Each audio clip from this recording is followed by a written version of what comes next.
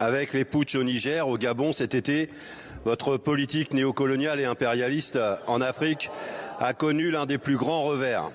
La faute à une politique pilotée pour nos intérêts économiques de l'uranium au pétrole.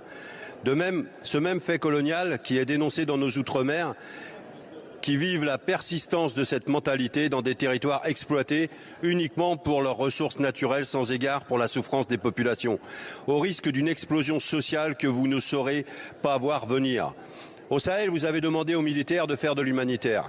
Aux humanitaires, vous leur avez demandé de faire de la politique. Aux diplomates, vous leur avez demandé de n'être que la caisse de résonance de l'Élysée et donc des multinationales françaises.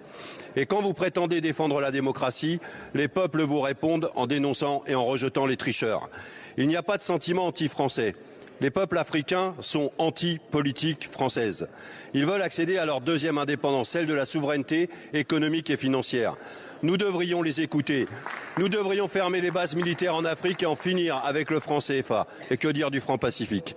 Au lieu de cela, vous continuez à exiger des sanctions internationales qui étouffent les peuples et renforcent l'image d'une politique française aveugle aux besoins des peuples. Vous avez même exigé la fin de la coopération culturelle avec tous les artistes maliens, burkinabés et nigériens et bloqué l'obtention des visas pour les étudiants ressortissants de ces États. En appliquant ces injustes sanctions collectives, vous vous en prenez aux puissants vecteurs de paix que sont les coopérations culturelles et intellectuelles. Madame Colonna et Monsieur Vigier, quand l'arrogance néocoloniale va-t-elle quitter nos politiques publiques ?